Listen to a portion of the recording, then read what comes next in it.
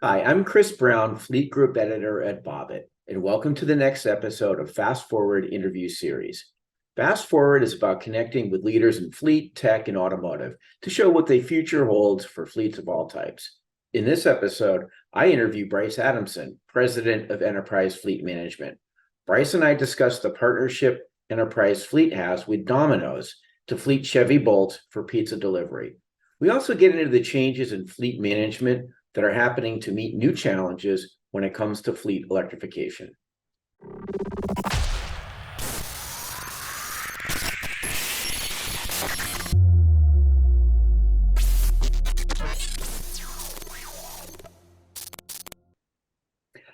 Well, hi, Brice. Welcome to this edition of Fast Forward.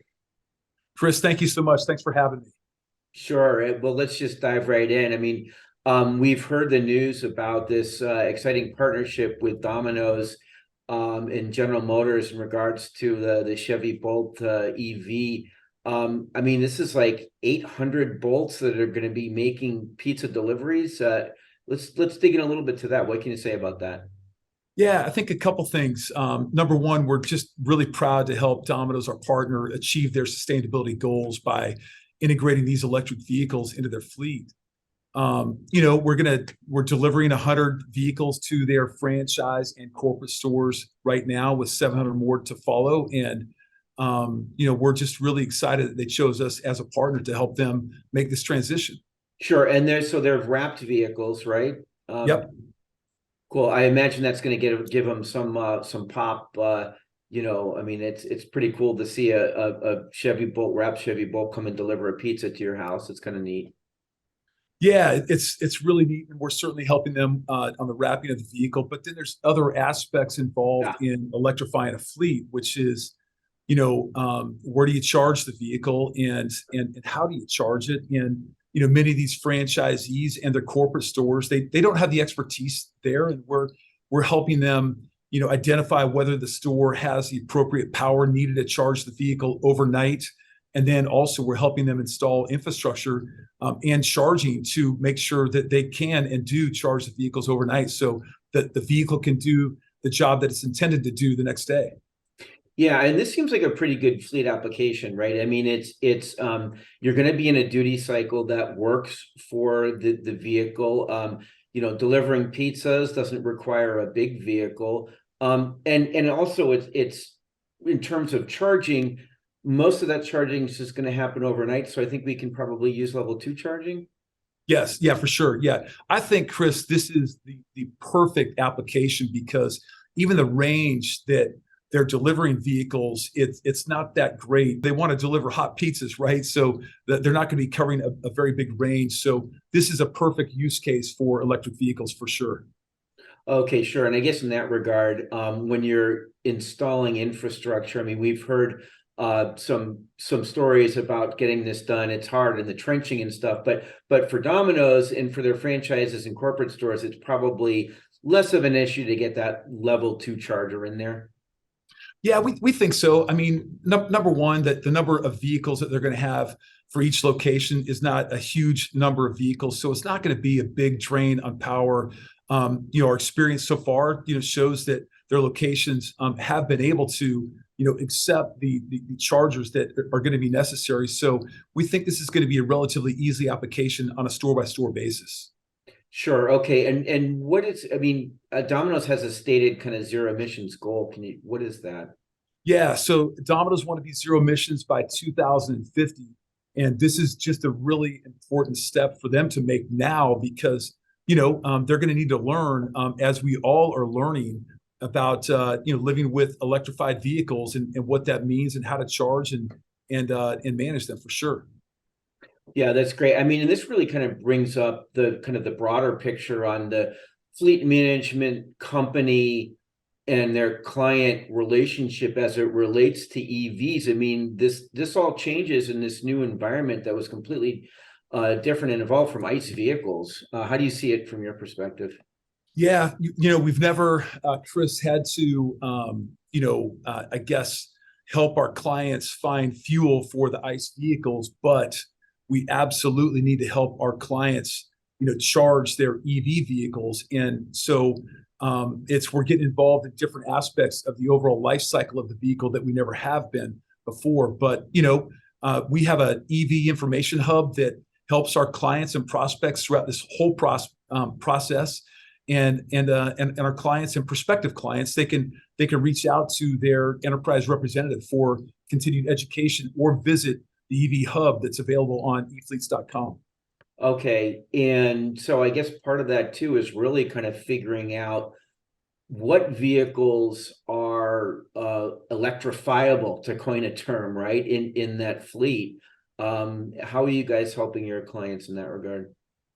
Yeah, that's a great question, Chris. We're leveraging technology through telematics right now to help us identify what that vehicle is actually being used for, the range that it's being using, and then that it needs to go throughout the day, and the type of aftermarket equipment that is needed, weight and things like that. So the telematics information can help us identify the range. And then, working with automobile manufacturers, we can identify whether there's vehicles that are being manufactured now that will, that are able to sort of meet that need. But then there's a whole host of other questions that need to be asked, as you know, which are, where are you going to park that vehicle at night? Where's the vehicle going to be charged? Is it going to be charged at a depot? How many vehicles are going to be there? How much time do we have to charge these vehicles? Do you need a level 2 or do you need a level 3? How much power can the grid support it? So we have to work with local utilities to help identify all of that to see if it works. But then for those fleets that charge at home, there's other questions that need to be asked, which are, does the driver own a house? Are they renting a house? Are they renting an apartment? Can we install infrastructure there? So, there's certainly not a one size fits all here, but we are here to help our clients navigate through all of that. Yeah, I actually remember you had mentioned, and actually your team had mentioned, it's been, I guess, over a year though, that 13% of the enterprise fleet, your existing corporate fleet, was a candidate for EVs. You think that'll evolve? And how fast would that evolve, do you think? Oh yeah, it is evolving. That study was done through Geotab a couple of years ago, and it was 13% of the fleet did qualify, but it didn't answer some of the other questions, which are, we knew that 30% qualified based upon vehicles that were being produced then.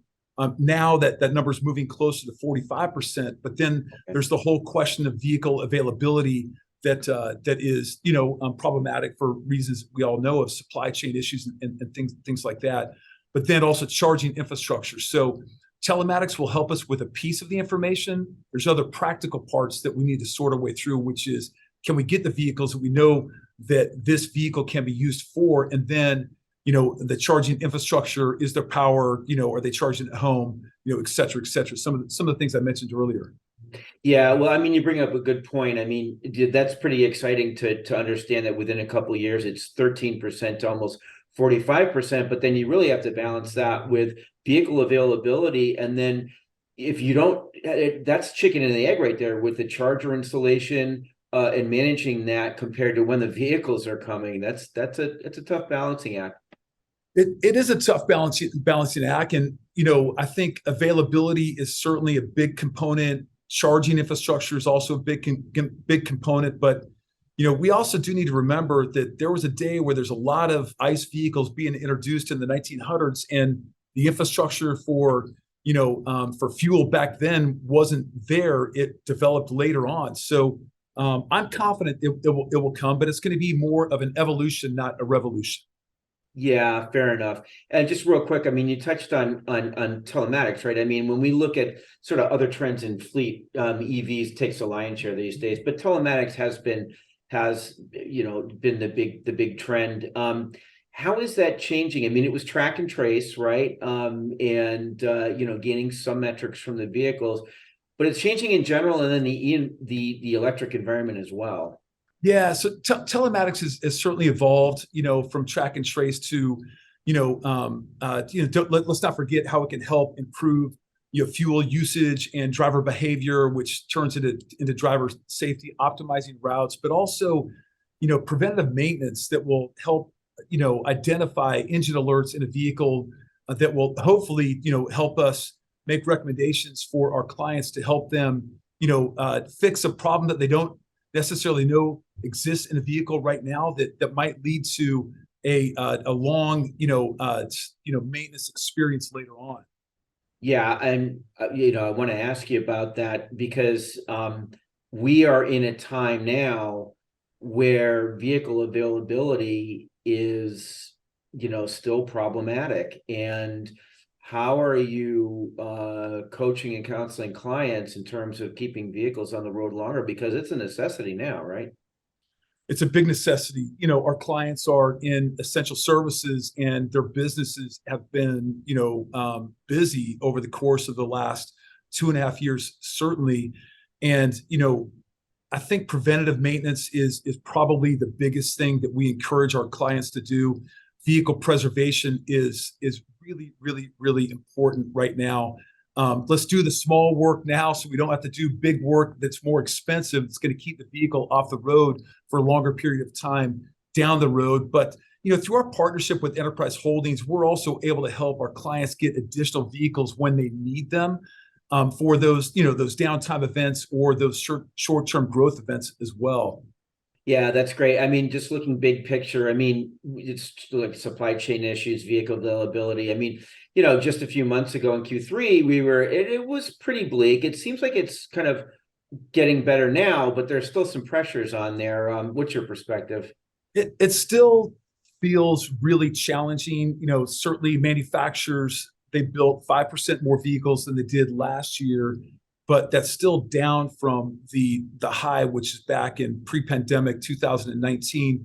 We expect next year supply chain to be to show a little bit of improvement, and we will be able to get more vehicles next year. We think it's going to be about the same improvement next year. So that's what we're hearing so far. That's what we can see about 5%. But the really, 5% more is kind of what we're hearing. But the really interesting dynamic now, Chris, is that there's so much pent-up demand because of the vehicles that weren't replaced over the last 2.5, 3 years that still need to be replaced. I think we're going to be in this challenging fleet situation for quite a while longer. So we're helping our clients navigate this situation the best we can. Well, Brice, hey, last question for you here. In looking at, we're still in this tight supply environment, and we will be for some time. What are some of the other strategies that you're working with your clients on to meet? Yeah, great question. I just think that right now, our recommendation and advice to our clients is think outside of the box. The vehicle that you've always, purchased or leased, that might not be available or it might not be manufactured any longer. Consider an alternative vehicle like an EV. See if that can do the job, and then see if you could get the charging infrastructure that you need in order to fuel that vehicle overnight. Also, consider other types of aftermarket solutions. For example, we have a client in the Northeast that was relying on small cargo vans, and that vehicle is not available any longer. And so we have found aftermarket solutions that help transition a pickup truck into effectively a cargo van. So it's still able to do the job for the client, and it meets their business needs. So think outside of the box. Yeah, perfectly. And that's a great capper to kind of encourage fleets watching this to kind of think more broadly with their vehicle needs. It's sort of a necessity now. Hey, Brice, thank you so much for joining us on Fast Forward. I really appreciate it. Chris, thanks so much for having me.